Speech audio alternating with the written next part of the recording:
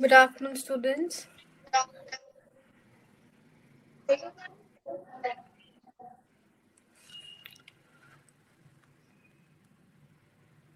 Good afternoon, students.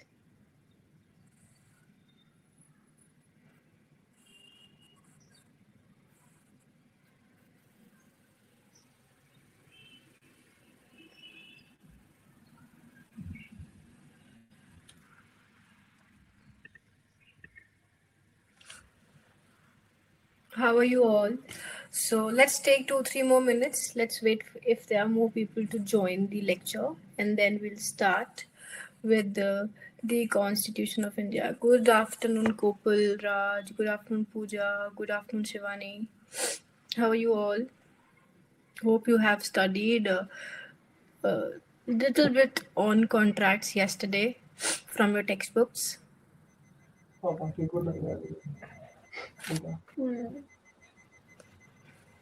Good afternoon, Ankit.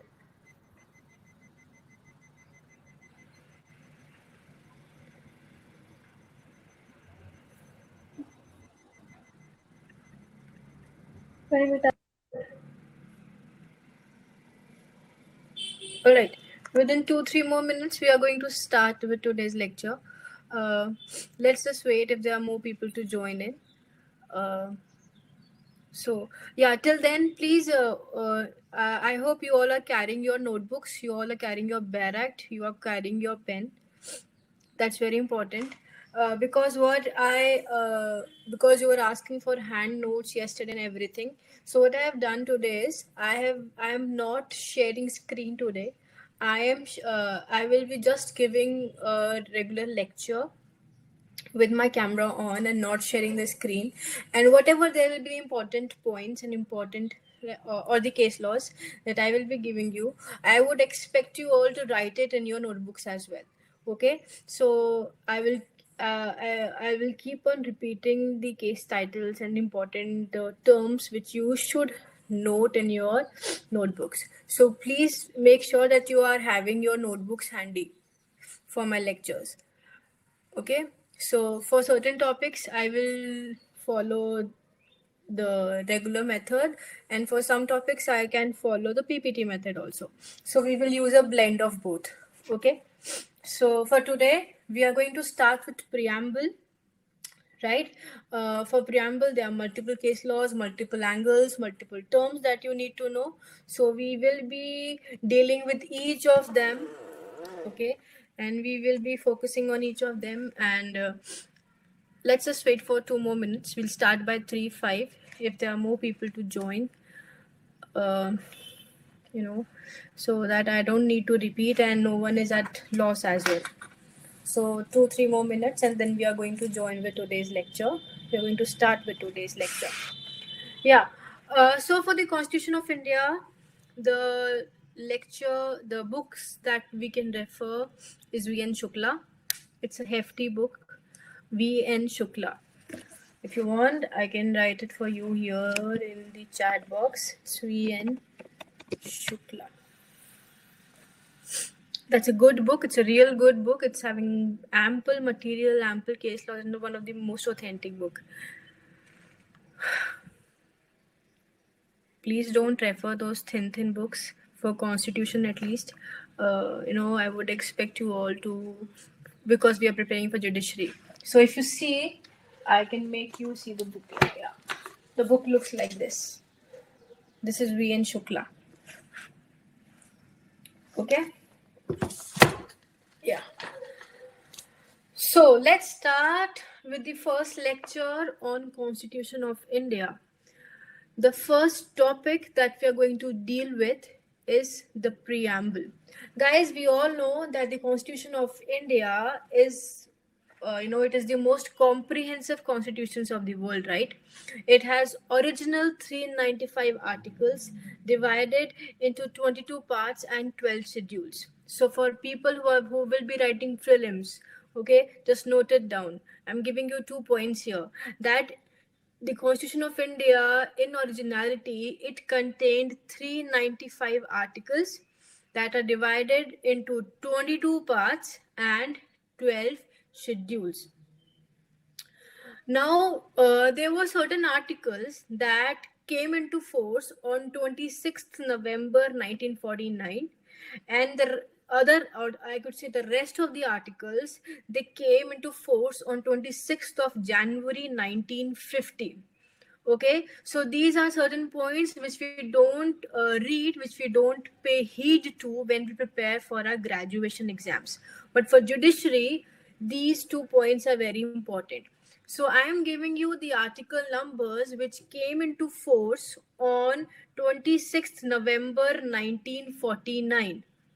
So on 26th November 1949, Article 5, Article 6, Article 7, Article 8, Article 9, Article 60, Article 324, Article number 366, Article number 367, 379,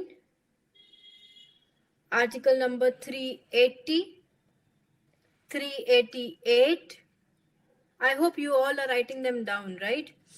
380, 388, Article 391, Article 392, Article 393, and Article 394. They came into force on 26th November 1949. So it's a very good question for prelims exam. I repeat the article numbers once again. I hope none of you have left it. 5, 6, 7, 8, 9, 60, 324, 366, 367, 379, 380, 388, 391, 392, 393, and 394. They all came into force on 26th of November 1949, and the rest of the articles, they came into force from 26th January 1950. Okay, so that's the first the first information that we gained from today's lecture. You need to cram these articles down, not cramming the content, the provision, but the article numbers as to for the purpose of prelims exam. Right. So coming back to the preamble, guys, the preamble, the text of the preamble is right here in front of you on the board. Okay, we will come back to the text of the preamble once I discuss with you certain certain features or certain introduction points to the preamble. Okay, so guys, the preamble as such, okay, the preamble embodies the ideals which the founding fathers expected the citizens, the constitutional framers, the desires that these founding fathers expected and they desired to achieve by us, by the citizens. Okay, the preamble spells out its source of authority. This is the source of authority, the people of India. We, the people of India, this is the source of authority. Okay, which is being spelled out by the preamble. It expresses the political, the social, and the different philosophies, the political philosophy, the social philosophy that we are to abide by, okay, while functioning with the Constitution of India. All right. We, the people of India, having solemnly resolved to constitute India into a sovereign, socialist, secular, democratic republic, and to secure to its all citizens justice, social, economic, and political, liberty of thought, expression, belief, faith, and worship, equality of status and of opportunity, and to promote among them all fraternity, assuring the dignity of the individual and the unity and integrity of the nation, in our Constituent Assembly this 26th day of November 1949, do hereby adopt, enact, and give to ourselves this Constitution. Now, before we delve into the meaning of each and every word which is given in the preamble, I want to first tell you that there are three parts to this preamble, to this text of preamble. The three parts are, the first part is declaring. See, here if you see this part, that we, the people of India, we are coming together on this 26th day of November 1949, and we are declaring that we adopt, we enact, and we are giving to ourselves this constitution. So this part you can call it declaratory. Okay, declaratory. The next part is resolutionary. Resolutionary, how? It is telling that we are resolving. We resolve. We, the people of India, we are resolving that we will be giving to ourselves a sovereign, a socialist, a secular, democratic republic. Right? So we are resolving that our constitution, our state will function like this. So first part was declaratory, that we are declaring that okay, from this day, from 26th November 1949, we are declaring that this constitution we are adopting, we are enacting, and we are giving it to ourselves. Okay, then the second part comes to the resolution, that we resolve that we will constitute India, which is of sovereign character, which is of socialist character, which is of secular character, democratic character, and republic character. And the next thing, it promises. It is promising that we will provide, the constitution will give justice, it will give equality, it will give fraternity, it will give liberty. Right? So you understood the three parts. The first part is declaratory. The second part is resolutionary, right? That we are resolving, we are promised, like we resolve on every new year, right? Similarly, by virtue of the preamble, we resolved, okay? And then we promised as well, right? So declaratory, resolutionary, and promissory. There are three parts to the preamble. Clear till here? So we have read two things till now, that there were certain articles that got enacted on 26th November 1949, right? And the rest of the articles, they came into force on 26th of January 1950, right? Then we read that there we have a source of authority, right? That is we, the people of India. Okay, then we read that preamble, it is having three parts: declaratory, promissory, and resolutionary. Right, now comes the most important part, that what is the meaning of the sovereign, what is the meaning of socialist, what is the meaning of secular, democratic, republic, in what way justice is being fulfilled, what does preamble mean by giving the word equality or fraternity. So let's delve into the connotations, into the attributes given here, which are these hefty words. So let's start again. Before I dwell into the words, guys, for prelims, whosoever will be giving prelims, you need to cram, you need to genuinely cram the chronology of the words used here, that is sovereign, socialist, secular, democratic, republic. You need to cram the chronology of the promissory words given here, that is liberty, equality, fraternity. You need to cram it all. You need to be thorough with the series, right, and with the words. So there have been repetitively these questions have been asked, that identify the text of the preamble, and the options are given to you. So the options may be sovereign, socialist, democratic, and secular. The option 2 can be sovereign, socialist, secular, and democratic. The third option can be socialist, sovereign, secular, and democratic. Jumbling of the words. So you need to be thorough with the series, with the chronology of the important words here. Okay, right. So let's switch to the first important word given in the preamble, that is sovereign. What do you mean by sovereign? So it is, the preamble is saying that we, the people of India, having solemnly resolved to constitute India into a sovereign, socialist, secular, democratic republic. Right. So what is the meaning of sovereign here? So if you talk about sovereign, okay, just write down that sovereign means where in itself, sovereign means where in itself there resides an absolute power, where in itself there resides an absolute power, and where such power is supreme, and such power is supreme, which acknowledges no superior. Okay, so if you read this definition given to you once again, sovereign means where in itself there resides a supreme power. Okay, and such supreme power is absolute, right? Is absolute, which does not acknowledge any superior.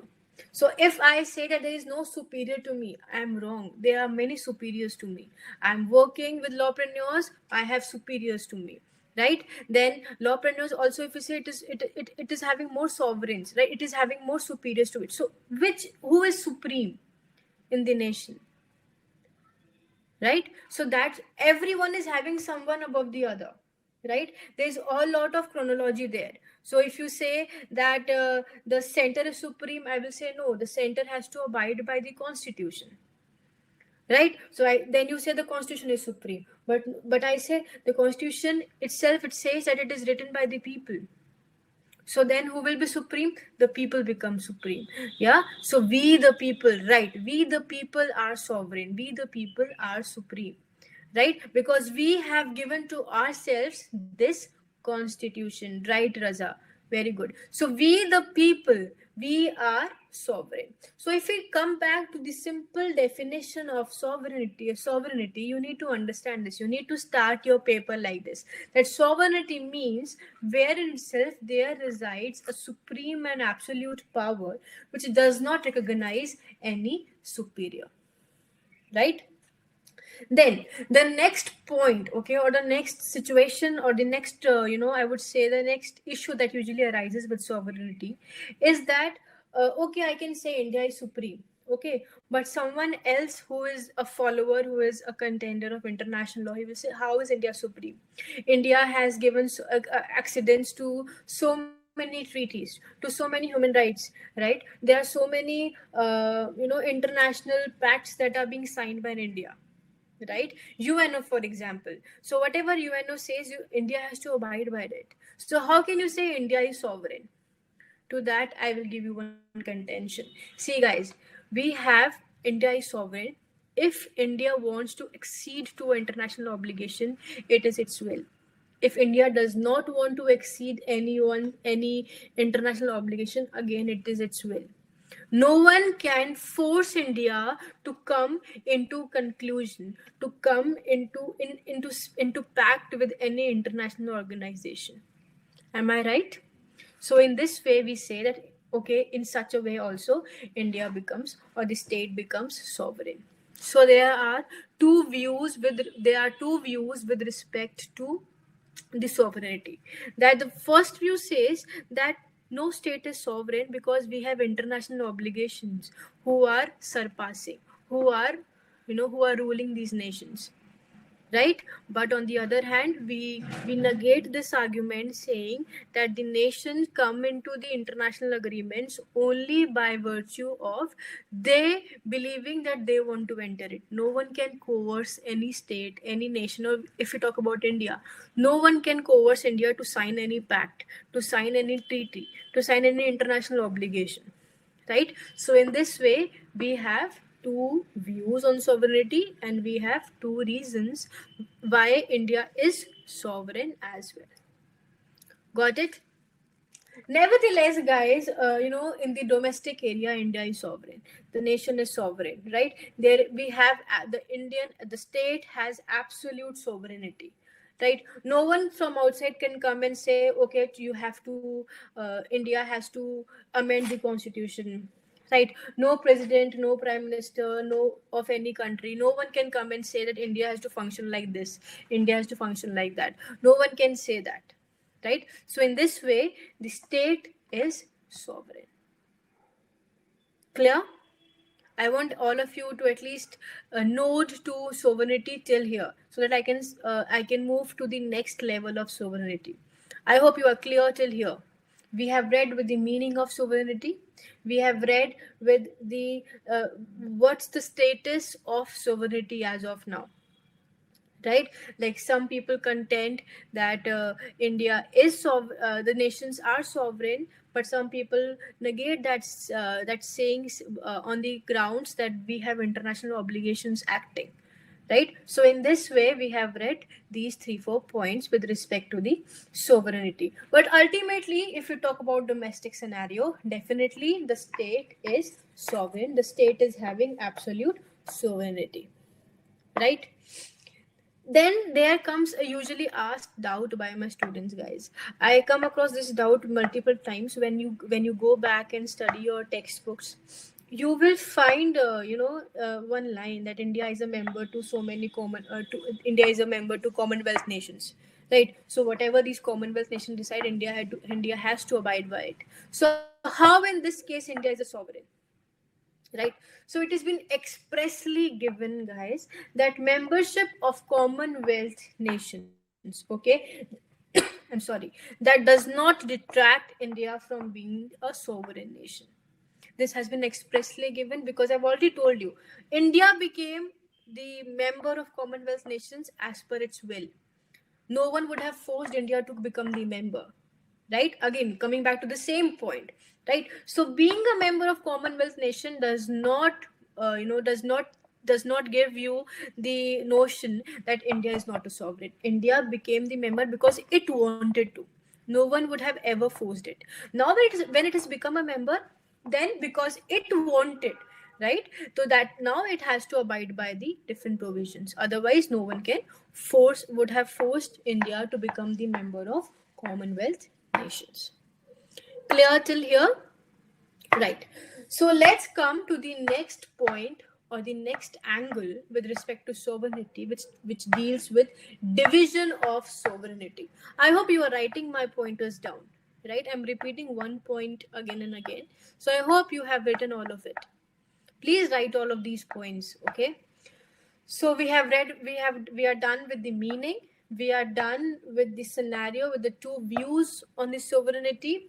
Now we come to the next angle of sovereignty, which deals with division of sovereignty. Now, guys, here you will understand how the judicial preparation is different from a normal graduation lecture. When we study for graduation, we just see, okay, this is the text of preamble, and sovereignty means that India has absolute power. Secular means that all religions are same. Democratic means we the people, by the people, for the things like that. But when you study for judiciary, sovereignty, I'm giving you so many angles. For socialist, I will give you so many angles. For secular, I will give you so many angles and things like that. So this is where the difference lies with respect to preparing for judiciary and with respect to preparing for your normal graduation exam. For judiciary, you need to be sure, you need to be thorough with each and every angle attached to any sort of what we call the words, the phrases which are being given in the provisions, right? Anyways, so coming back to the point where I wanted to discuss the division of sovereignty, guys. Now whenever we study about preamble or whenever we study constitution, usually we do a comparative analysis as well, right? That Constitution of India says this, whereas Constitution of USA says this, right? You must have gone through these things in while in your graduation days. So in US the status quo is this, whereas in India the status quo is something else, right? So we do a comparative analysis. Similarly, in order to understand the division of sovereignty, we'll do a comparative analysis with USA. Now if you see the Constitution of USA, the Constitution of USA itself starts with the phrase, "We the people of United States," right? And the sovereignty, if you see the practical angles, if you see the various in what way the US Constitution is functioning, you will see that sovereignty is divided between the union and states. Similarly, in Australia, the sovereignty is divided between Commonwealth and states. Okay? But when we come to India, in India, we do not follow any distribution of sovereignty. How? See, guys, we start our constitution by reading "We the people of India," right? And we are giving it to ourselves, that we are giving this constitution to ourselves. Also, we know that India is having a federal constitution. India is a federal country, right? In federalism, division of powers between state and union. But are these power absolute? Is the state power absolute? For all the people who are in final years or who have done your graduation or who have studied constitution, is the distribution of power between center and states absolute? Is the state power, I would say, absolute? No, right? There is a division between center and state, but ultimately, which power prevails or whose power prevails? Center's power prevails, right? Center will prevail, right? So when we are saying that there is division of power, absolutely, but the center prevails. In such cases, what we say that there is no division of sovereignty, unlike USA, unlike Australia. Keep that in mind, that in India there is no division of sovereignty. Also, I will give you more what we say, the examples where we say that there is no division of sovereignty. I've told you, in case of emergencies, for example, article 352, 356. Okay, for all those people who have read the constitution, you would know the emergency powers, right? So union can override state during emergencies, right? So by virtue of article 352 and 356. Also, in normal situations, union can legislate on state matters, right? We have concurrent list. We have Article 246. We have Article 245. There are multiple provisions. So, in even in the emergency situation is different situation. Even in the normal situation, when there is not a situation of emergency, in such cases also the union can legislate on the state matters. Then, state have no right to secede from the territory of India. They cannot alter its boundaries. The states I'm talking about. The state cannot alter its boundaries. The state cannot change its name. The state cannot alter its name without the consent. Right? Article 1, Article 2, Article 3, Article 4, Article 5. They give you such angle. Right? So here again, I have given you three situations, practical situations, right? Where we are saying that sovereignty is not divided in India. Also, I'll give you one more example, guys. We follow in India the proposal of single citizenship, right? I am Indian. I'm not a Delhiite. I am Indian. My identity is that of my identity is that of with respect to India, not with respect to my state, right? So this is what this is single citizenship. India strictly follows single citizenship, right? So with these examples, with these practical connotations, we can definitely say that there is no division of sovereignty in India. All of you got it? Any doubts? Anyone? Raj, Pooja, Ankit, Aman, Raza, Kopal, Shivani. Any one of you is having any doubt with to any Shivani? Any one of you is having doubt with respect to sovereignty, uh, whatever we have studied so far, with respect to division or anything? All good, Ankit. Cool, cool. And so I'm proceeding to the next level of sovereignty. I hope you are writing these pointers down, because, guys, you will not find these pointers in any book. These all are my notes, these all my research which I'm giving it to you. So please write down these pointers. They will help you a lot to write your mains exam. Okay. Right. So after studying the meaning, after studying the scenarios, after studying the division, let's switch to where does this sovereignty vest? Where does this sovereignty actually lie? Where does it lie, guys? Now I hope you know it all. Where does it lie? Reply. Where does it lie? I started my lecture with this. Where does this? Yes, exactly. We the people. We the people of India. I said we are the source of authority. So the sovereignty, the source of sovereignty is what? It is we the people. Very good, Raza. Okay. Now, guys, on this particular point, there, you must have heard about Professor H.M. Sirvai, doctor, right? So Mr. Sirvai, when he wrote his book for the first time, okay, he was of the notion that Constitution is a result of Indian Independence Act. Okay, so it is not the people of India where the sovereignty rests. Okay, so this notion of H.M. Sirvai, when he wrote his book, he said that Constitution is a result of Indian Independence Act. Okay, this particular notion of Sirvai, this was opposed by a Professor Tripathi. Okay, this is a very well-known professor for Constitution, Professor Tripathi. Okay, he said that constitutions are self-created. Please write it down. Constitutions are self created and they are not merely a combination of other laws. Okay, so by giving, after this discussion, after this debate, then Sarvai changed his opinion and deleted the words that Constitution is a result of Indian Independence Act. So, guys, here what I want to tell you, that Constitution, it is created by, it is created by the people. Okay, you want me to repeat? See, guys, Sirvai, okay, when he wrote his book, he was of the notion that Constitution is a result of Indian Independence Act. We got independence by Indian Independence Act, and then only we framed our own Constitution. Otherwise, we were under the British rule, right? After after the British rule, we dwelled in. After we got away with the British rule, we started with the we formed our own Constitution, right? So the Constitution was a result of Indian Independence Act. Okay, so Sirvai said that we have this Constitution because it is a result, or we have this Constitution as a result of the Indian Independence Act. This view of Sirvai was opposed by Professor Tripathi. He said that constitutions, they are self-created. They are not a combination of other laws.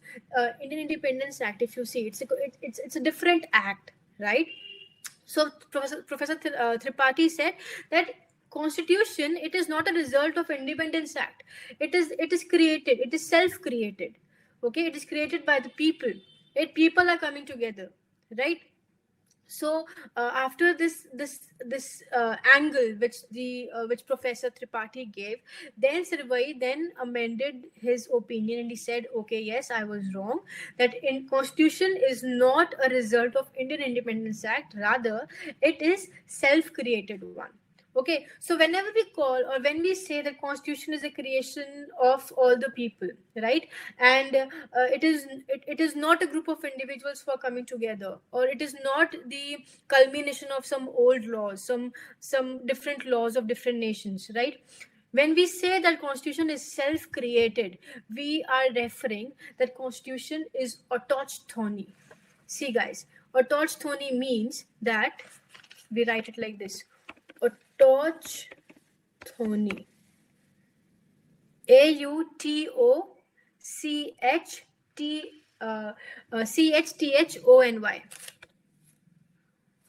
Autochthony, which means self-born. Okay, so with the view of Sirvai, with the view of Professor Tripathi, now we call that the Indian Constitution, it is autochthony. It is self-created. Okay, the Constitution, the Preamble, it emanated from the Constituent Assembly, okay, which represented the Indian people.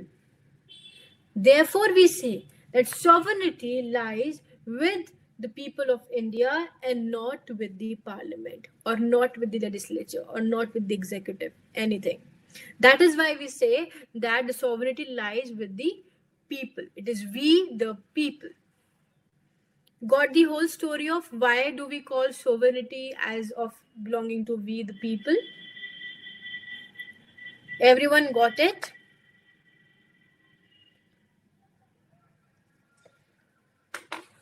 Okay, Kopal, Raza, Shivani, Pooja, Raj, I hope you have got it. Ankit, Aman. Ma'am, but the provision of Indian Constitution were borrowed from different countries and how it is self-created one. See, Raza, we are borrowing it. We are just doing a reference. Okay, we have created it on our own. Not all provisions are being borrowed, right? We are taking references. We have not copy pasted them. We have just taken the references. This is good. Okay, we will take this up. This is good. We will take this up. This is bad. We will not take this up. And we have flexibilized. Okay, we have altered the different provisions of different laws, and then we have come it. Whose mind has actually done it? It's the people.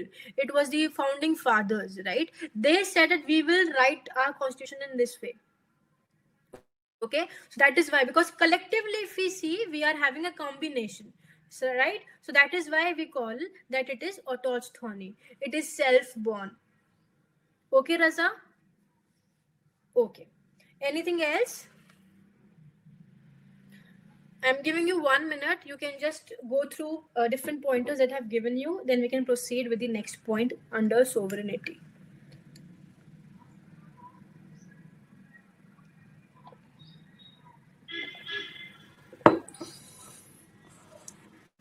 Right. So, guys, the next point or the next, confusion, I would say, that is being created is that why are we saying that it is the people who are sovereign? Why we can't say that it's the constitution which is sovereign? Can anyone answer this?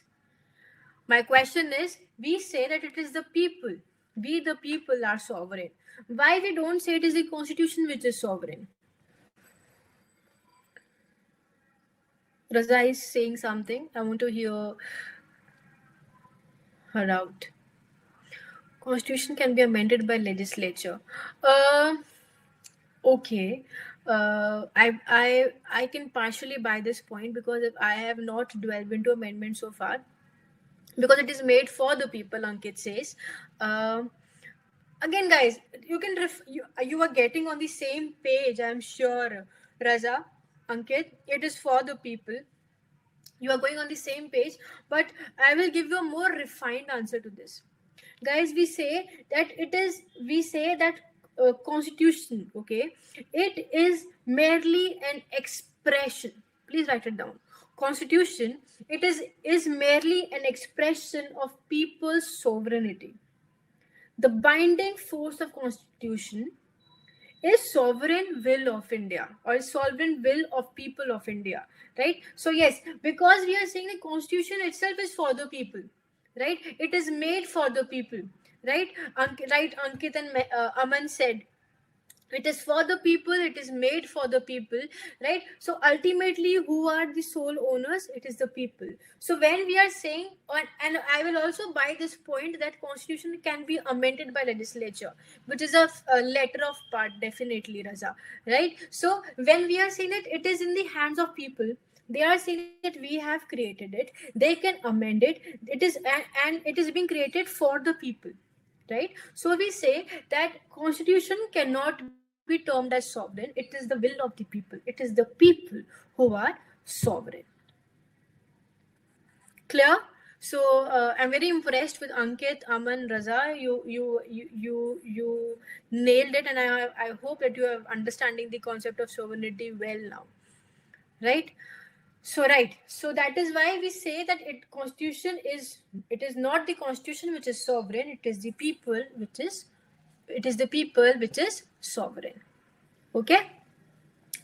Then comes a case law here. The case law is called Synthesis and Chemicals Limited. Please write it down. Synthesis and Chemicals Limited versus State of Uttar Pradesh. Synthesis and Chemicals Limited versus State of Uttar Pradesh. The citation is 1991 SCC 109. I repeat, 1991 SCC 109. Okay, here the Supreme Court said, please write it down. It is repeating the same point, whatever we have discussed so far. The Supreme Court repeated the same point in a different set of words. Okay, so please write it down. Sovereignty is the exercise of sovereign power. Sovereignty is the exercise of sovereign power which gives the state sufficient authority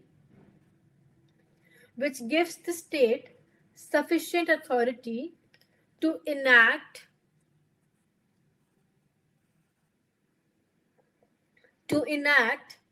any law subject to limitations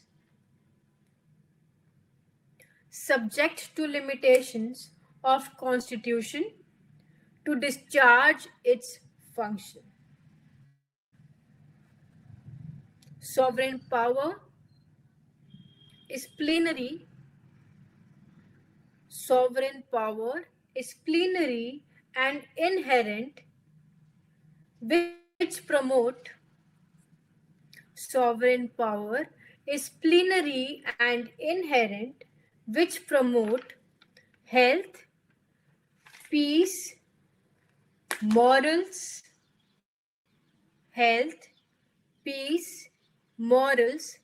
education,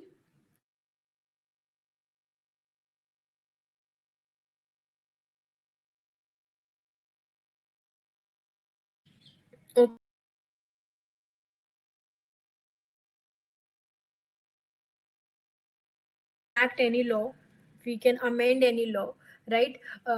Anything can be done, but it is subject to the limitations. It is subject to the provisions of the constitution, right? We have It is subject to the fundamental rights, right? It is subject to the basic structure doctrine of the constitution, right?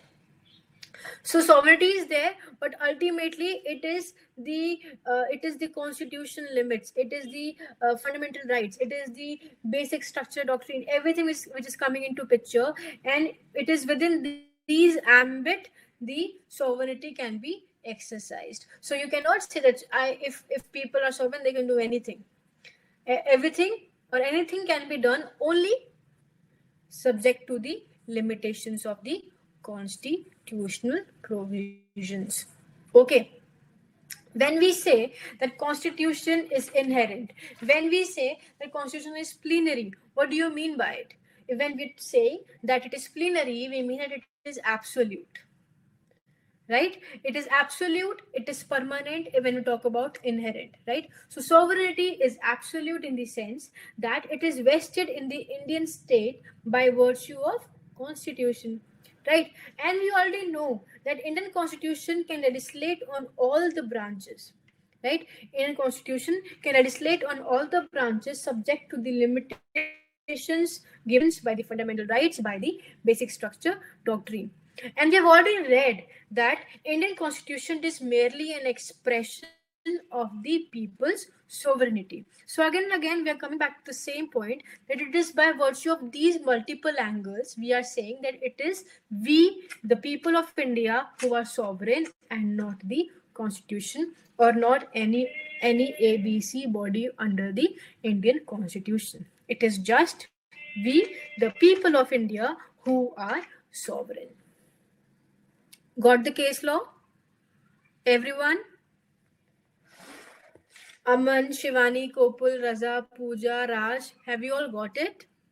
You got this case law? Raza got it. Kopul got it. Pooja got it. Raj, Shivani, Aman, Ankit. Okay, Aman says yes, ma'am. Ankit says yes, ma'am.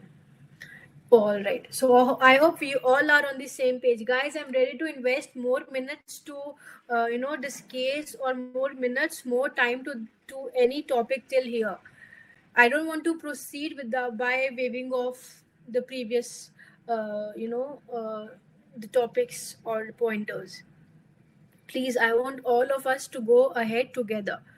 Okay, I hope you are getting more knowledge with respect to sovereignty. You must have, you are reading sovereignty in this angle for the first time, because none of us, even I, when I did my graduation, we yes, Aman,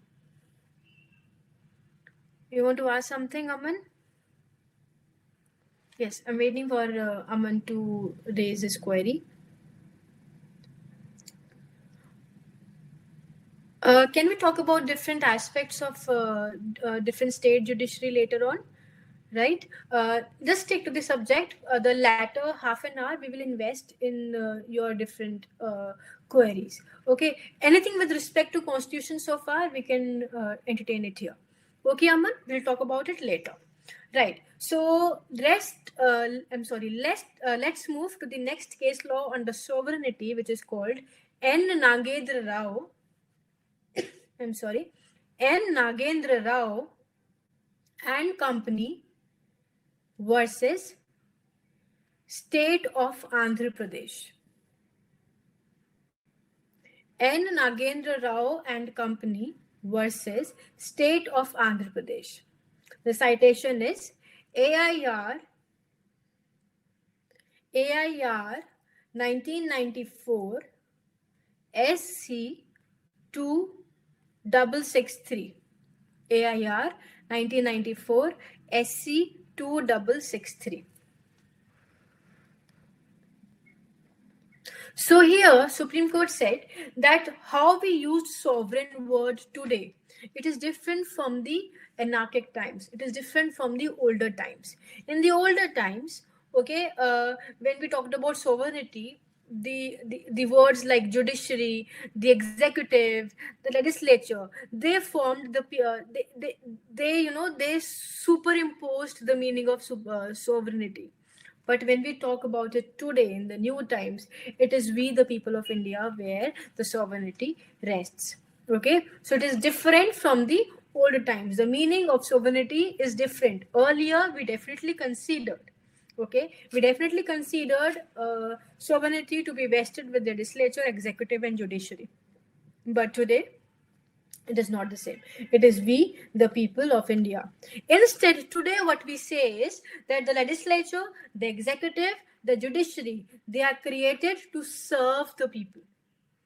Right? They are now there to serve the people of India. Right? They are no more the sovereign, unlike the older times. Clear? Clear with this case? Very easy case. So we have come to the conclusion of the word sovereign. Okay, let's move ahead to the next word, socialist. Everyone, please note your hand. I can give you 1 or 2 minutes if you want to revise sovereign, because if in case you have any doubt, you can ask me right away. I'm giving you 2 minutes. Just whatever you have written, whatever is there in your mind, just recap it. And if you have any doubt, you can ask me.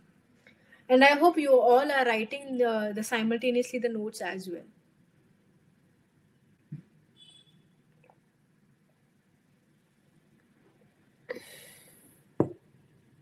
I'll wait for 1 minute and then we can proceed.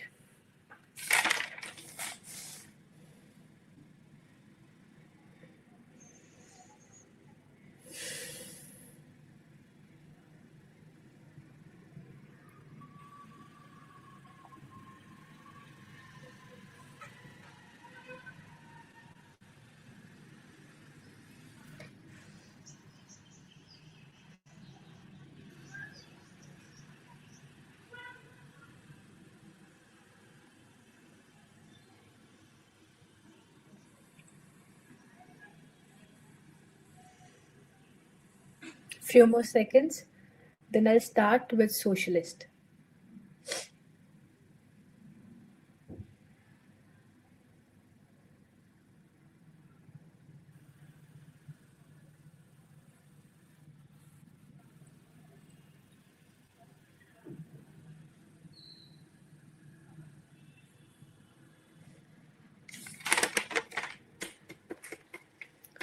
Right. Are we done? Shall I move ahead? Kopal is writing something. Please proceed. All right. Thanks a lot. Thanks a lot. Okay. Let's move to socialist now. Now, guys, when we read this word socialist, the first thing that should strike your mind is that it was added by a 42nd Amendment of 1976. Please keep that in mind, that the word socialist in the preamble was added by virtue of 42nd Amendment of 1976. Now when we talk about the meaning of socialist, okay, if you see the text of the Indian Constitution, you will nowhere find the meaning of word socialist. Okay, so it is being nowhere defined in the Constitution as such, but by virtue of 45th Amendment, okay, a trial was done to define the word socialist. The 45th Amendment said that socialist means free from all forms of exploitation, be it social, be it economic, be it political. Okay, so 45th Amendment tried its hands to define socialism, by which it meant free from all forms of exploitations, be it social, economic, or political.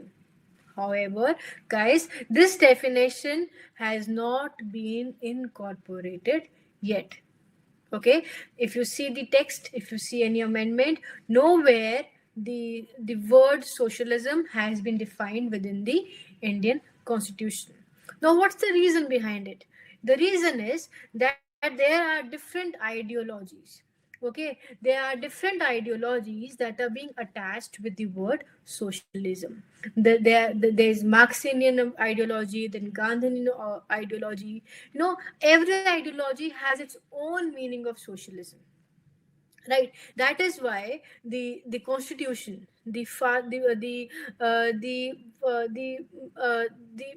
makers of the Constitution, they want to be silent with this elaborate term of socialism. Why? Because I told you, that there are various meanings, there are various connotations which are attached to socialism. That is why it is being said that, if we are silent on socialism, we are on the page that we want to incorporate, every kind of socialism that can exist. Okay, clear? Okay, so on the same note, let's proceed to the first case law on socialism, which is called D.S. Nakara versus Union of India. D.S. Nakara versus Union of India. The citation is AIR 1983, AIR 1983, SC 130. D.S. Nakara versus Union of India, AIR 1983, SC 130. So here, the Supreme Court said that incorporation of the word socialism means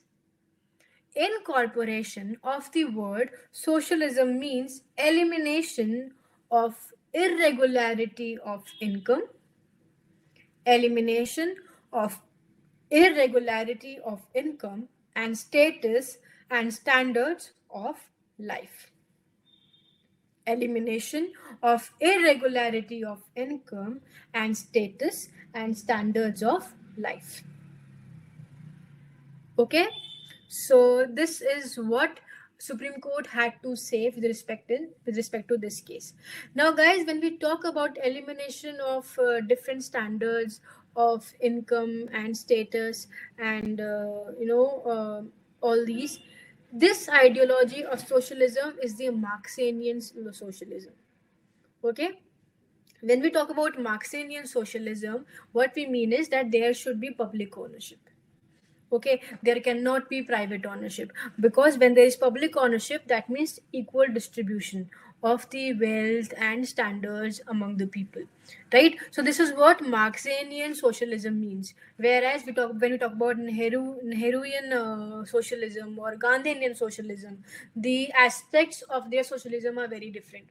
That is why when I'm saying that if Constitution is not giving definition to the social to its socialism, we are at a better position, because once we give the definition, the various angles, okay, which may not, they may not be incorporated by expanding, by giving it a meaning.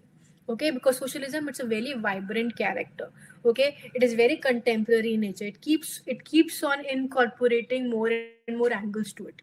Okay, so when we are being silent on this, we are expressly saying that we are including everything which comes under socialism.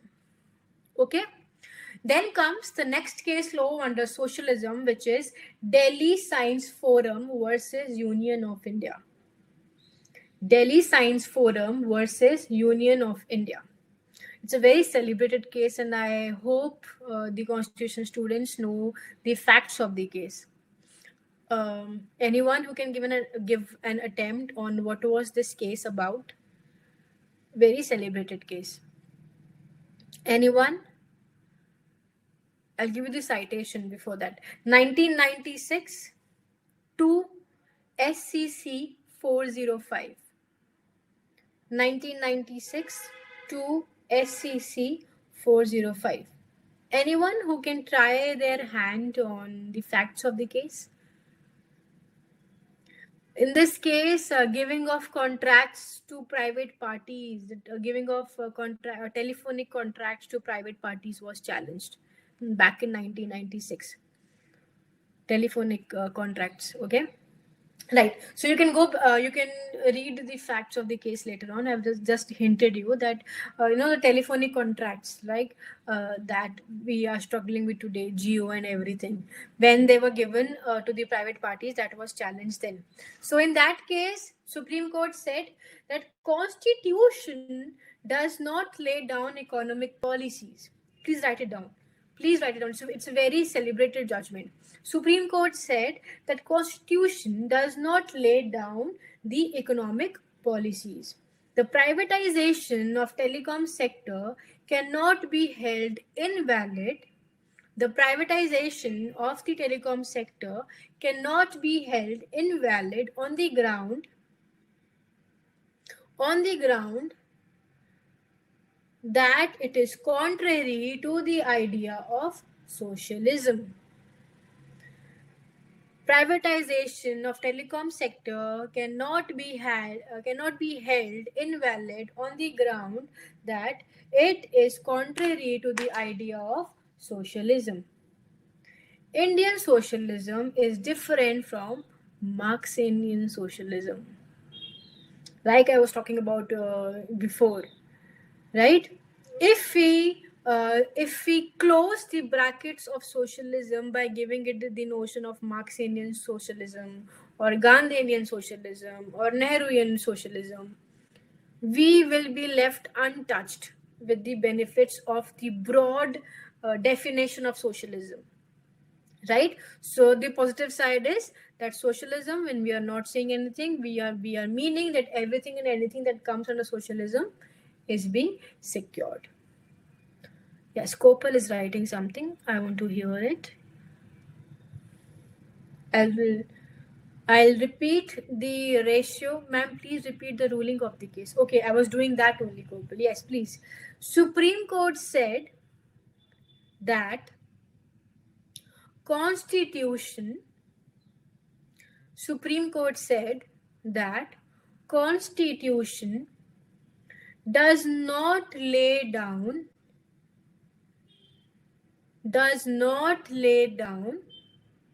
economic policies. The privatization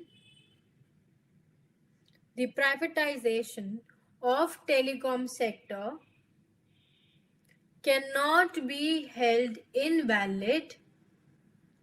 The privatization of telecom sector cannot be held invalid on the ground that it is contrary to the idea of socialism. It is contrary. Ma'am, why it is not relevant? It opposes the idea of socialism. It should be invalid. Wait, I'm coming back to you. Let me just dictate the ruling first. It is contrary to the idea of socialism. Indian socialism is different from Marxist socialism. Okay, Ankit, Marxist socialism means that we want equal distribution of income and everything. Whereas when we talk about socialism as such, we mean there should be upliftment of nation as well as people. Okay, if we are doing it, if we are going for only public ownership, the ratio, okay, of development declines. When we want development of the nation, we definitely want that there should be development of the people also. Okay, so why we say the communist countries are usually well developed, right? Because there's so much of privatization there. Okay, so socialism, the angle of socialism is different. Our socialism is not, no, we are not talking about communism together. I'm just giving you an angle of socialism, right? Socialism means that we want to take, we talk about utilitarian theory here, right? That we want greater good for the greater number. And we talk about Indian socialism, so we want everyone to be taken care of. If we just talk about certain sect of society who are poor, that everyone should be equal, what about the remaining sect of the society? What about the government? What about the nation as a whole? Right? So that is why we say, that is why the socialism, it is very contradicting in nature. Like you are having your views that this socialism is not acceptable to me. Similarly, the angle of your socialism might not be accepted to other person, right? So by saying that we are having a socialist country, we mean that we are getting everything under the picture, under the umbrella of Indian constitution. Okay, Ankit? Okay, Aman? Am I clear to you guys? Can you buy my point? Okay. Okay, Ankit. So Aman says, why our socialism is not, how can we say that it is communalism? Are we a communist country? It is, China is a communist country. India is not a communist country. We follow utilitarian theory, okay, with respect to socialism. Okay, now coming to the angles of socialism and communalism, that's a very different story. It's a big debate, it's a big battle. Okay, Aman. So I can refer you an article on this point, socialism and communalism, and all your doubts with respect to India's socialism and India's communalism. I will definitely share that article with you that I have. Your queries will be solved, and I can, we should arrange a separate lecture for socialism versus communalism on this. Okay, Aman? Because that's a very tangent story to what we are talking now. Okay, Supreme Court back in 1996 said that if we are privatizing telecom sector, we are not infringing on, we are the socialist character. Okay, so there are different attributes of socialism, and we are not following Marxian socialism. So you cannot say that this is infringing the very essence of the socialism, right? So what does this imply basically? They are now, I'm giving you one more angle. Supreme Court, by giving this ruling, it implied that just because there are certain words, there are certain beliefs in the preamble, that does not incorporate and does not validate that we can amend the constitution based on these attributes. Socialism, I told you, it is nowhere defined in the constitution. When socialism is not being defined in the constitution, that means we are not infringing any provision of the constitution. And when there is no infringement of any provision of the constitution, that means that we are working within the limits of the constitution, right? So that means that the constitution cannot be, or the it cannot be amended, it cannot be surpassed merely on certain grounds. Write this point down. This implies, this ruling, this ratio implied Can we relate this ruling with India being a mixed economy, thus cannot be absolutely socialist? Kopal, if we talk about socialism in its own character, right, we are not just contending on economical status. There are various attributes to it. Okay, that is why for socialism, I'll give you one article. Okay, you can refer it out, and all your it is not just about the economic angle. There are different angles to it, right? So please write it down. This implies that laws, Aman, you Ankit or Aman was writing something. Please write it down. So, ma'am, how can we define socialism? This is what the contention is. Okay, because see, when you read the debates on socialism, no, the end is that we should delete the word socialism from the preamble, because we are only not certain. When constitution itself is not certain, when fathers, when they were not certain, or when it came into force by virtue of second amendment, when they are not certain, and it is causing so much of ambiguity, we should delete it. This has been the contention there, and no one has ever raised it. So it is the point of research. It is the lacunae. Okay, so there have been no raising contentions that now we need to either define the socialism, or we need to delete the word socialism. This is actually being a exactly, this is the current controversy. That is what I'm telling you, that socialism, either you need to delete it or you need to define it. We are saying that we can't define it because there are so many angles to the socialism. We want best of all the worlds, right? But we cannot buy all the worlds. We need to refrain ourselves. So when we don't want to limit ourselves, we should delete it up, which has been the contemporary contention of the day, that we should delete this word socialist from the preamble. Okay, Aman. So that is why I'm saying, it is not me who is saying that socialism means this or socialism means that. It is various, articles, various philosophers, various people, okay, the dignitaries who are saying that socialism cannot be defined, or the judgments, if they come into this character, how can they be actually attributed? Okay, so this is the matter of debate. Definitely, that is why I'm telling you, if you want to gain additional knowledge, and if you people are into researching and writing articles, this particular word, socialism and the Indian Constitution, this particular title actually is a great angle. Defamation is socialism. How you can say defamation is socialism?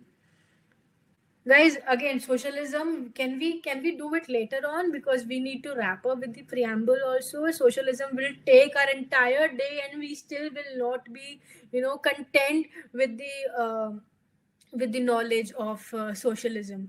Yeah, it is huge. So we can arrange a separate lecture, a live lecture somewhere someday else on socialism. Okay, please don't mind. Please, I'll share that article with you definitely, and you can have a thorough read on this. Right. So coming back to Delhi Science Forum case for the rest of people. Right. So this implies, I told you to write the implications of the judgment. So there are two implications of the judgment. The first implication is that laws cannot be invalidated only on the grounds of preamble. Specific limitations have to be read in the Constitution itself.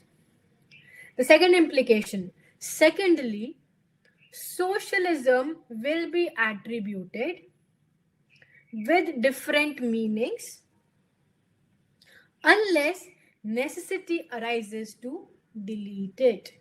Let's conclude the socialism on the note that there are different attributes attached to it, right? We need to either delete it, or we need to bind it up. So like, we are having questions whether defamation is socialism, whether it's communism or socialism. Are we communisting, whether it is just related to economy or something else? What are different attributes of the socialism? Again, different angles are there. Okay, so that is why no one has ever raised this contention that we need to delete it. But nowadays, it being Yes, I'm repeating it, Raza. Nowadays, it being a very contemporary controversy, we definitely there have been hue and cry on deleting the word socialist. Raza, I'm repeating it from the second implication.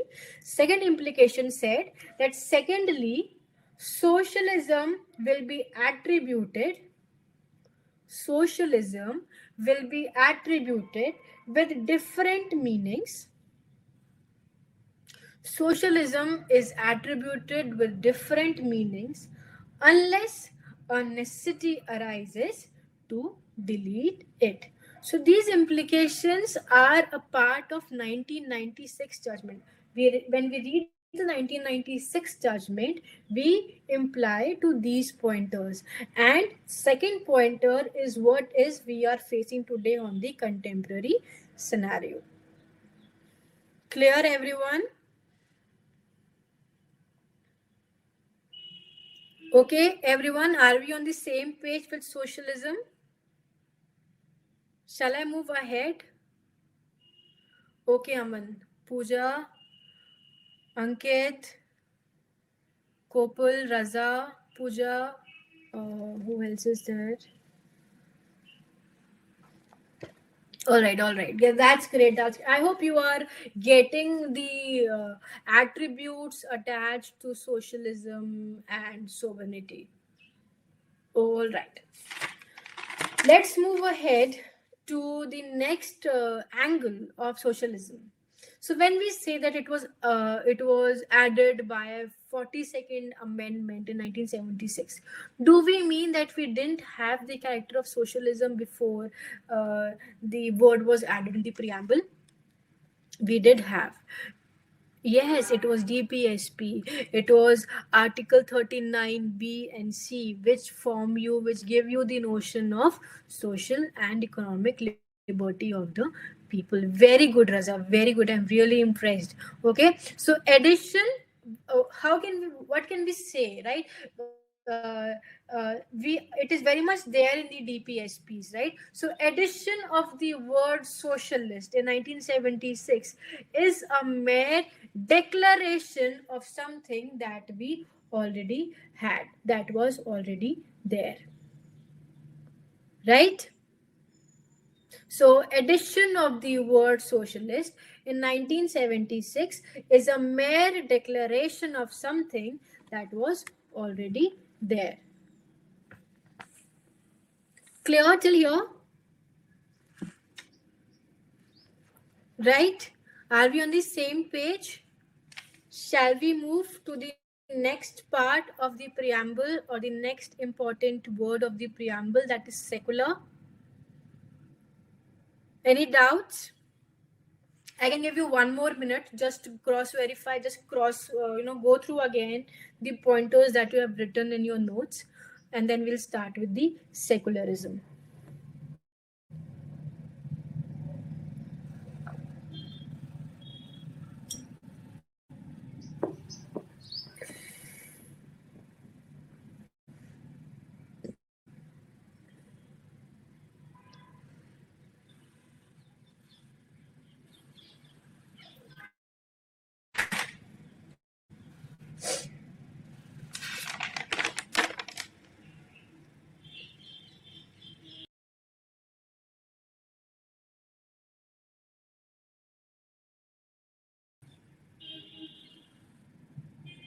All right, let's start.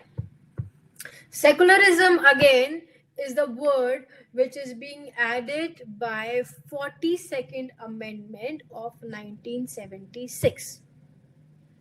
42nd Amendment of 1976 added the word secular character. Now, if we look at the dictionary meaning of the word secular, it means that it is irreligious. It is not concerned with any religion. Okay. Now I want to highlight here one very important definition of given by Justice Desai. Please write it down. Justice Desai said that a secular state is a state which gives individual that a secular state is a state which gives individual and corporate freedom of religion. A secular state is a state which gives individual and corporate freedom of religion. The state is not connected. The state is not connected to any particular religion.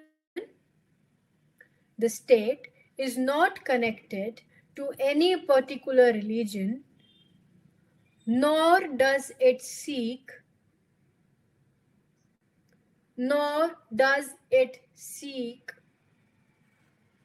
either to promote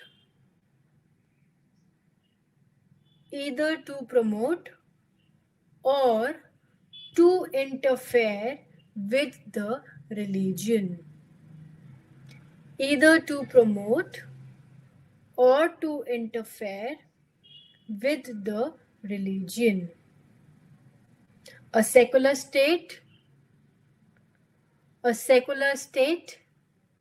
deals with individual. A secular state deals with individual as a citizen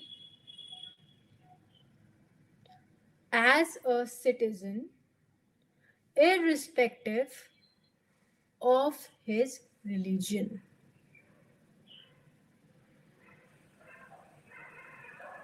Read this definition once again. It is a very comprehensive definition given by Justice Desai. You all can abide by it. A secular state is a state which gives individual and corporate freedom of religion. The state is not connected to a particular religion, nor does it seek either to promote or to interfere with religion. A secular state deals with individual as a citizen irrespective of his religion. Isn't it very comprehensive? Very comprehensive definition of secular with respect to India. Right? Right. So I don't think I need to, pressurize much on this word secular, because we all know that India treats all its religions with equality, right? India does not follow any particular religion, at least on paper, on books, right? What is there in the practical scenario, that is entirely different, right? So when it comes to secular character, it personally affects me, right? It is a very sensitive topic for me, because the situation that we are today in, the government that is functioning today, the situations is very different, right? So secularism, on paper, India is a secular country, right? Right. Write down a case note on this. Z.B. Bukhari versus B.R. Mehra and brothers. Z.B. Bukhari versus B.R. Mehra and brothers. It's a 1975 decision of Supreme Court. Citation is 1975 Supplement SCR 281. Okay? Right. Write the ruling, or write down the ratio. A secular state has to ensure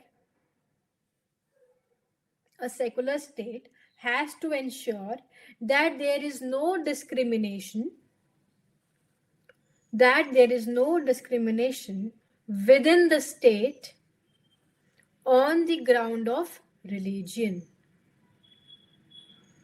The state is neutral.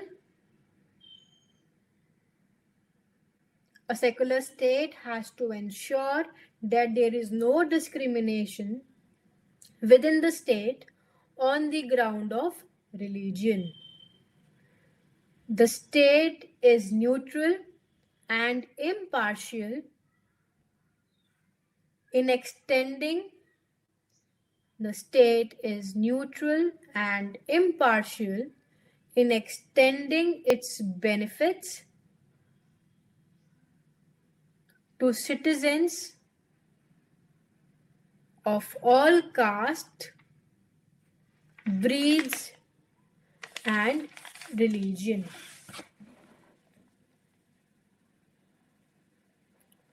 Clear? Very simple, and we all can relate with the secular character that there is no religion for India. India treats all religions equally, right? So here I want to highlight one Sanskrit philosophy. It is Sarva Dharma Sambhava. Sarv Dharma Sambhava. Right.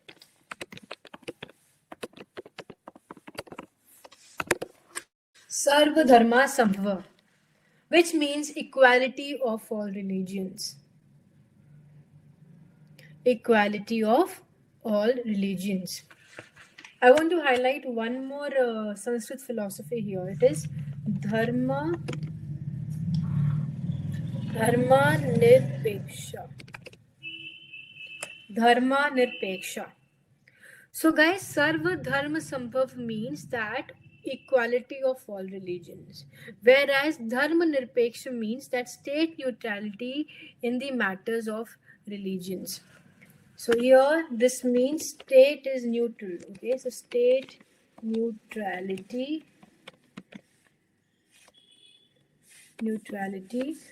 towards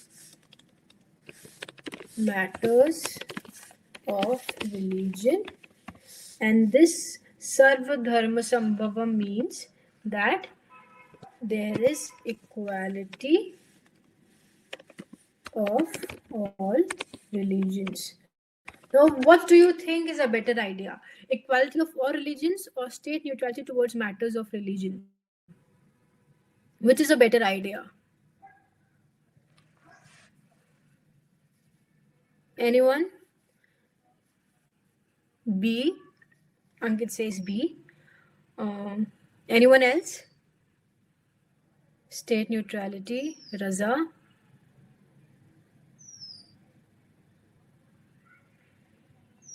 So guys, whenever we talk about state neutrality, doesn't that give you the notion of subjectivity? State neutral, state being neutral towards matter of religion. So whenever state will intervene, no, keep that in mind. Whenever state will intervene, some chaos is definitely there to occur. But when we say that is equality of all religions, state ka role hi nahi hai. There is no role for the state. We are saying that there is equality of all religions. Right? So when this particular notion comes to the picture, or any contention goes before court, or it comes before executive or legislature by any virtue, okay, by any virtue, we say that when all religions are equal, who is state to bargain on any particular angle? So I would say that Sarva Dharma Sambhav, this is a better idea than this. Because when we are talking about state neutrality again becomes subjective from the angle. You see, the state is neutral towards all religion. That is why Modi can create so much of chaos with respect to secular character. Can you relate? So Sarva Dharma Sambhav, all religions are equal, is a better idea than state neutrality. Because state can come, they can intervene, and they can create any kind of chaos under the ambit of state neutrality.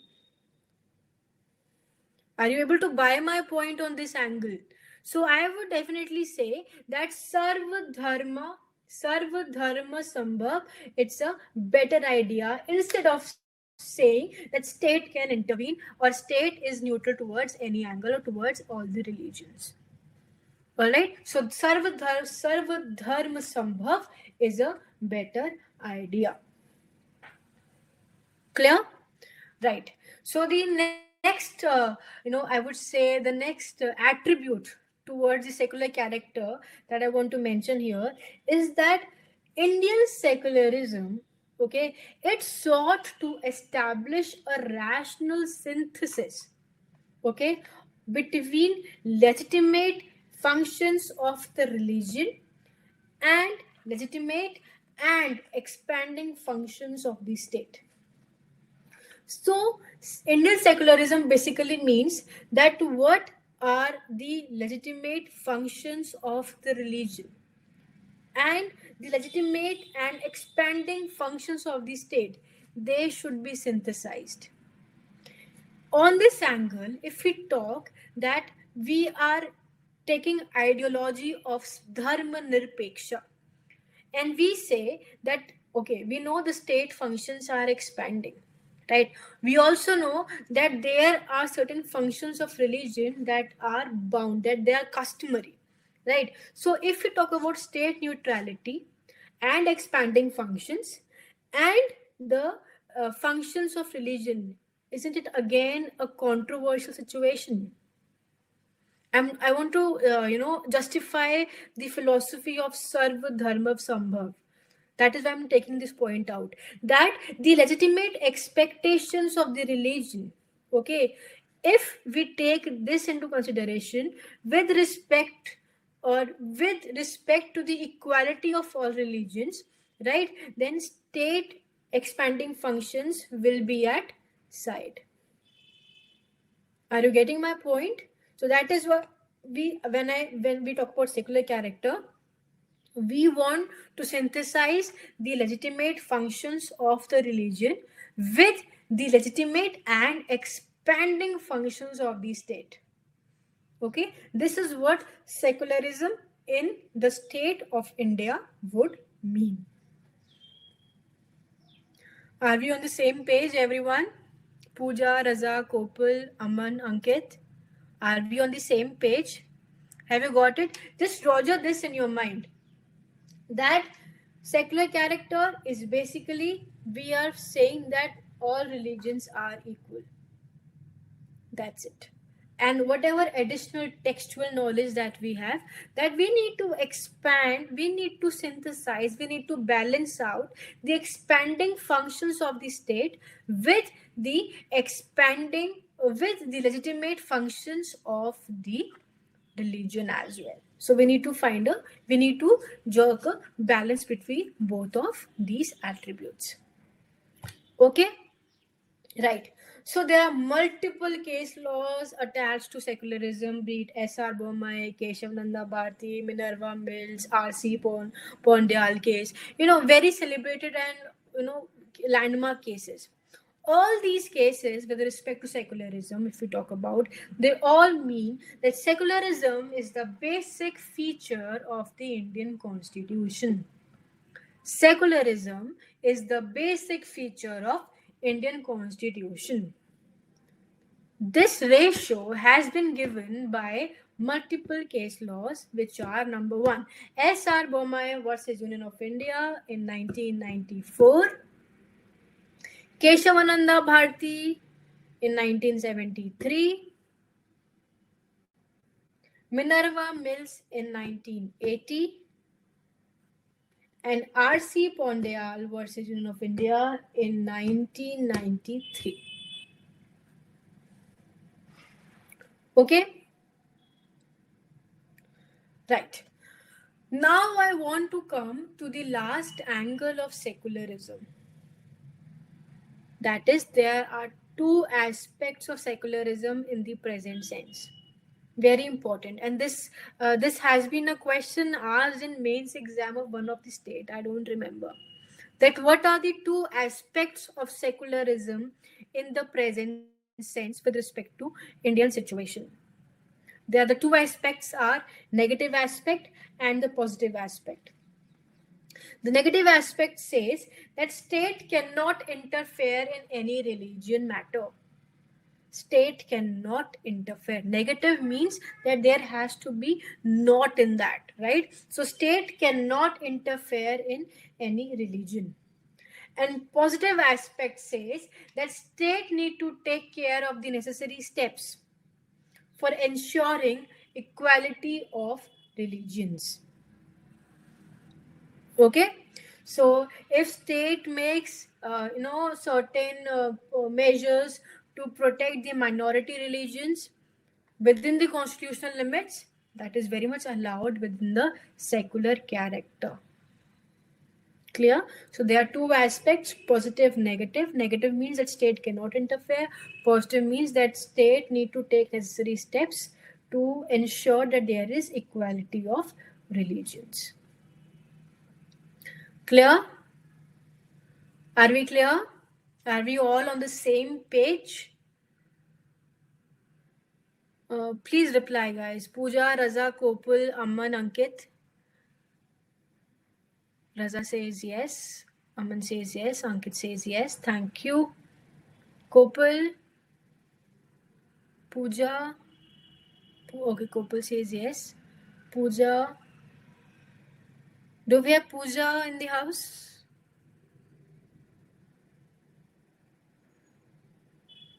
Is Pooja available? Okay, anyways, I guess she's absent. With this, we conclude the secularism as well. Let's proceed to democratic. What is democratic, guys? I will sum it up in in few words. What is democratic? By the people, for the people, from the people. Am I right? Right. So democracy is a method of government by discussion and persuasion. Democracy is a method of government by discussion and persuasion. The core of democracy means that there is choice.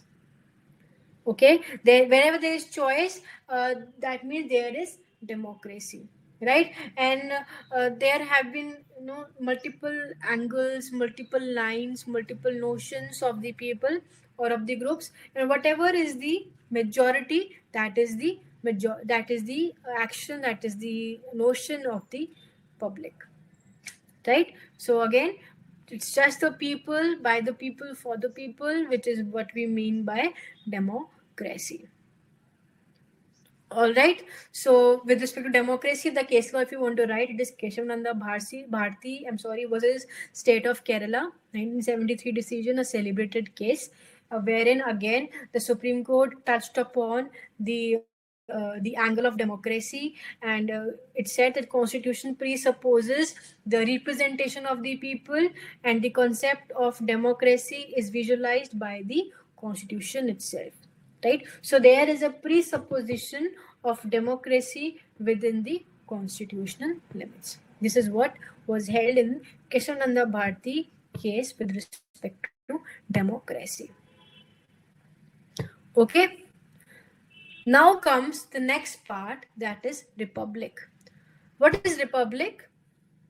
Republic is a state where the executive head of the state is not a hereditary monarch, but it is an elective representative. Right? So a state which is not having a monarchy, which is having representation by election, right? Which is having the head by election, that state is called a republic state, right? So republic, all the offices, all the positions, or the head of the state, we can say they all are open to the citizens, right? They have the access to the citizens. So there is no bar for a citizen to be elected to any office, and this is what we mean under the ambit of republic. Am I clear? Someone was writing something, I just saw a glimpse. Any doubt?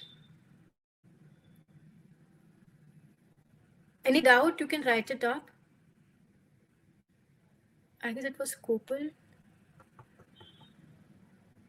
Any doubt? All right. So are we on the same page for democratic and republic? Very easy, right? Any doubt to anyone?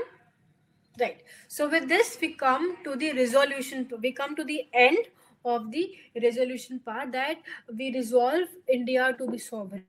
We resolve. Okay. Okay, I got it. It's a little meaning of supreme authority. Yes, you are right. So with this, we come to the end part of preamble, where we say that we give to ourselves an India which is sovereign, which is socialist, which is secular, and which is democratic and is republic. Right? Good. With this, let's start with the promissory part of the preamble. Now, what is the promissory part? The first word which we study in the promissory part is the justice. Now, what do you mean by justice? Justice means harmonization of interest between the individuals and the society. Write it down. Justice means harmonization of interest between individuals and society. Justice has been given justice has been given precedence over the concept of liberty, equality, and fraternity in the preamble that we can see already, right? So in the preamble, if you see, we are being guaranteed with social justice, we are being guaranteed with economic justice, we are being guaranteed with political justice. What do you mean by social justice?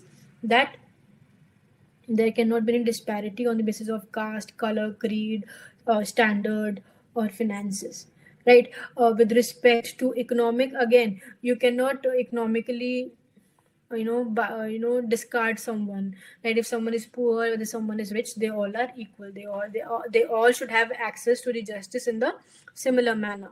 Political, again, no, if someone is poor, that does not mean that he or she cannot be given right to vote, right? Or if someone is rich, again, it does not mean that you should be given right to vote, right? So there are different angles, there are different attributes to the justice, that is social, economic, and political. Next, liberty. Liberty is what? Liberty is what? Liberty is to think openly. Liberty is to think any which way. Liberty is to, it is let the person be the way it wants to be, right? That is the liberty. So there should be liberty of thought, there should be liberty of expression, there should be liberty of belief, faith, and worship.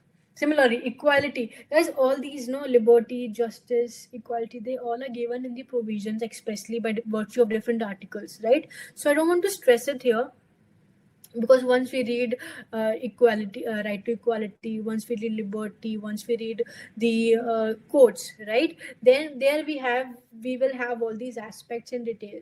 That is why I just want to brush up these words, so that once we come to the later lectures, and where we will be discussing with all these words in detail, there you will be, if question comes on these words, then you will be able to incorporate that. Because without having a prior knowledge of certain articles, I cannot proceed to equality, I cannot proceed to the liberty. Okay. Similarly, for secularism, I touched up only on the jurisprudential angle. I didn't touch up on the provisional angle given in the constitution, like Article 25 and everything. I didn't touch upon it. So once we read, once we come to the fundamental rights, all these, angles will be taken care of. Are you getting my right? So equality of status and opportunity, Article 14. So much of human cry and so much of angles to equality. So again, once we delve into Article 14, we will consider it more, right? Fraternity. What do you mean by fraternity? Fraternity is brotherhood, right? And once there is fraternity, right, there will automatically be dignity of the individual, and there will be unity and integrity of the nation, right? So with respect to fraternity, what are the relevant articles, what are the relevant provisions? Can anyone give me some idea? Like fundamental duties, right, that comes under the fraternity, right? Common citizenship, that comes under the fraternity. DPSPs, that comes under the fraternity, right? All these provisions, DPSPs, fundamental rights, fundamental duties, all these comes as a result of the principle of fraternity, right? Clear? So I already told you that once there is fraternity, automatically dignity of the individual and unity and integrity of nation is a natural flow back, right? Follow back. So with this, we come to the end of the contextual part of the preamble. So we have elaborately discussed sovereign, socialist, secular, democratic. We know justice, we know liberty, we know equality, we know fraternity, right? The next and very important question that is usually being asked from the preamble is that whether preamble is the part of constitution or not. What do you say? Okay, so no, we all would have crammed it. Preamble is the part of constitution by virtue of Keshav Nanda Bharti case, but in the case of Beru Bari, right, the court said that no, preamble is not the part of constitution, but by it was the decision was overruled by Keshav Nanda Bharti in 1973, where the court said that okay, Minerva, yes, you are right. Berubari case expressly said that preamble is not the part of constitution. Clear? Very important question, and you will get ample text on whether preamble is the part of constitution, and this is your first homework of the day, that you have to give me an elaborate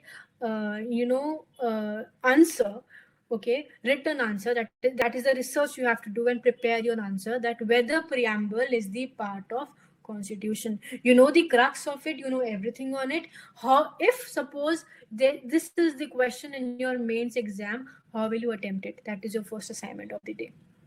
I will be giving you more questions to be discussed and to be attempted by you in the another 5 minutes. So write down the first question, whether preamble is the part of constitution. Anyone has a doubt on this? Because I know I am not concentrating much on it, because in graduation we have actually mugged it up that preamble, it is a part of constitution and all. The next angle, which you might have not read in your graduation days, is what is the difference between preamble of the act and preamble of the constitution. Can anyone attempt answering this question to me? What is the difference between preamble of the act and preamble of the constitution? Very simple answer.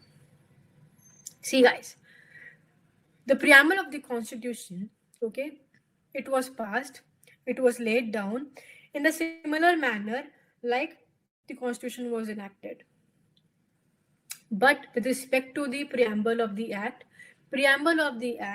is never laid down before the houses of parliament, nor it is being passed in the way the act is being passed.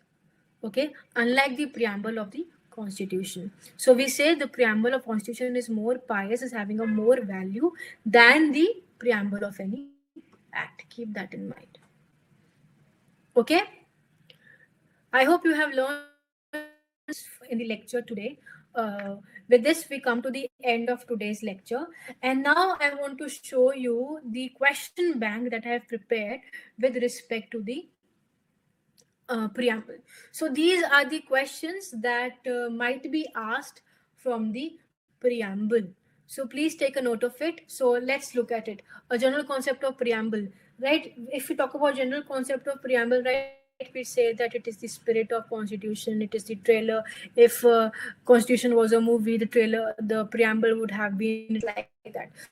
So general concept of all this, and whatever we know of the preamble, everything you need to vomit it out on this particular point. For prelims, I have mentioned that I mentioned in the start of the lecture also that you need to learn the important words, you need to learn the sequence, you need to learn everything with respect to the given in the preamble. Right. The next question is that what is the constitutional value of preamble, whether it is the part of constitution, what is the significance of the above question, everything. What is the significance of the preamble, whether it is having a constitutional value, or whether it is a part of constitution, everything will be incorporated under this question. So then, what is the meaning of sovereignty? Where does the sovereignty lie? What is the implication of the word socialism? Ma'am, while answering from this topic, should we be general or can add up own opinions as such for means? I would suggest that, first be crisp with your answer, and you should be very, to the point with respect to the textual knowledge that we have, right? And with respect to opinions, I personally I would not recommend that, because there is enough material, textual material for the preamble. So what do you think? The judges are not bothered on that. What law thinks is the basic ingredient, right? So I will not suggest that for questions like preamble you give your own opinions. That is my personal opinion on that, because the judges there, they expect to the point answers. They expect everything to be very crisp. And preamble is a very settled topic. There is no human cry on this angle. So your opinion does not matter. Okay. Okay, Kopal, anything you need to ask? Are we on the same page, Kopal? All right. So whatever the questions are given in front of your screen, they all have been discussed in today's lecture. Okay, ma'am, just ask as there are debates on it. I got it, and no, just stick to the knowledge that we have in the written knowledge that we have in the books, rather than debating on. Like you must, by debates you mean by socialism and everything, right? See, such debatable questions also are rarely asked, and if they are asked, that means that you need to give your point on it. But if they just stick on the preamble, my suggestion is no. Okay. But when it comes to socialism and other attributes, then obviously you can, right? So all these questions that are there in front of your screen, they all are they all have been discussed, and I want you all to to give me a comprehensive note on all these questions, or at least one question that whether it is the part of constitution or not. Please give me an elaborate answer. With if you do my assignment, that will add on to your material only, right? So you will be thorough, and you will be that no, you have material. So once you want to revise, you will open your notes and you will just revise it up, and that will help you out to prepare better also. Okay, everyone. Any doubt? So we have last 10 minutes. I want to wrap up my lecture. Anything you want to ask from the lecture, uh, no different from the lecture, you can ask me. Or you want to give any analysis, even that can be, you know, entertained. Anyone? Raza is writing something.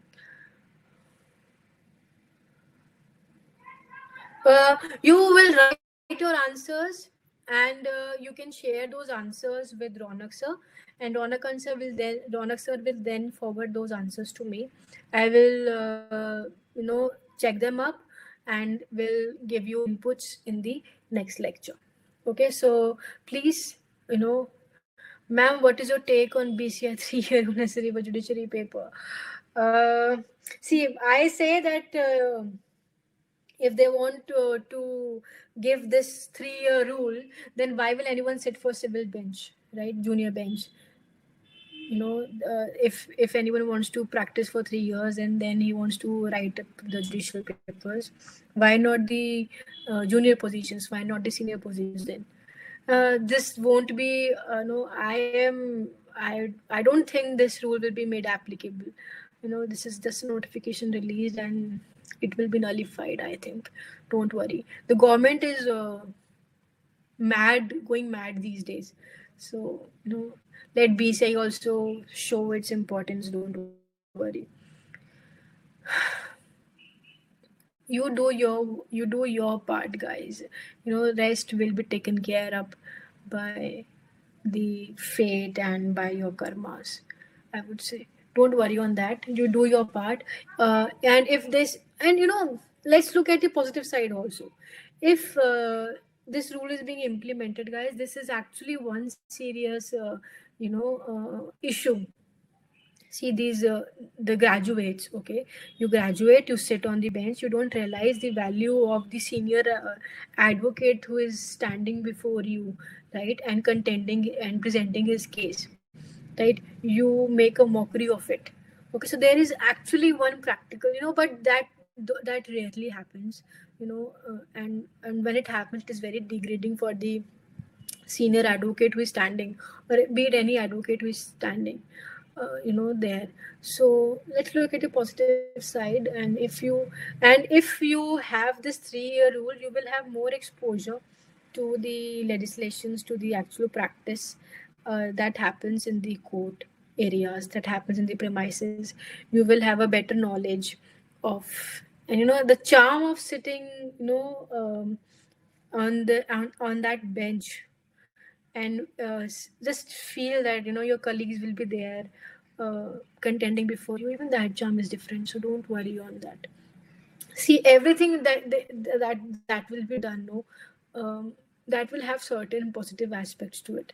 So don't lose your heart just saying that 3 years will be wasted and all. These 3 years you can utilize for your practice, and you can explore more. No, you never know, you flourish so much in your practice or litigation that you need not sacrifice your social life for judiciary. Am I right, Raza? Point. I guess you will not agree. I've seen these hardcore judicial aspirants. They are like, no, I just want to crack judiciary. I can't do anything else, and all. So I understand if you are of that notion. It's fine. It happens. That is why I didn't do judiciary. I would discuss with you in last 5 minutes. The reason was this, so that I don't want to sacrifice my social life, right? And that is why I was like, no, I was very adamant that I can't go and sit for judicial exams. I cannot spend so much of time studying, and not enjoying my personal and social life, because I'm very social. I have so many friends and everything. So, guys, every side has its own pros and cons. So, the charm of sitting at the bench when your colleagues will be there, you know respecting you and sitting in front of you, that charm will be different, Raza. So don't be disheartened. And you are getting legit 3 years to prepare for your judiciary. Nothing is being wasted. Otherwise you think excel, but one year is wasted, 2 years are wasted, if there are multiple attempts. So legit 3 years are there for you to practice. And if they say you have to practice, there are so many to entertain that, okay, yes, you are practicing it. So you are getting legit 3 years. Take it. I'm in third year, so I will have 6 years from now. That's great. No, you will. You can flourish in the 6 years, right? Don't worry on that. Right, Ankit, do you have any doubt? You want to ask something? Aman left early. Anything? So shall I close the lecture? Because we again have to get back at 6 o'clock. Okay, Ankit. So again, we have to get back at 6 o'clock for Partnership and Sales of Goods Act, right? So I will also give rest to my throat, so that I'm able to deliver lecture again at 6 o'clock. I hope you were clear with today's lecture. Did you find it interesting, or was it boring?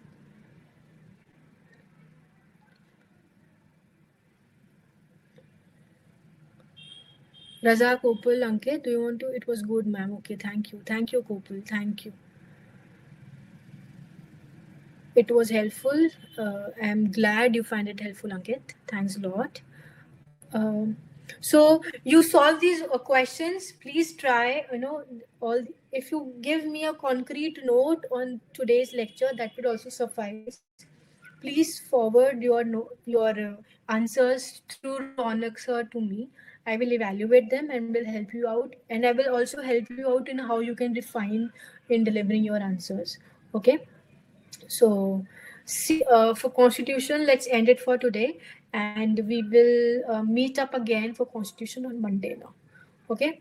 Till then, take care and keep studying Constitution. I'll see you in another 1 hour for Sales of Goods Act and Partnership Act. All right. Thank you, Raza. Thank you, Ankit. Thank you, Kopul. You have been a wonderful students. today, and see you in another hour. Bye.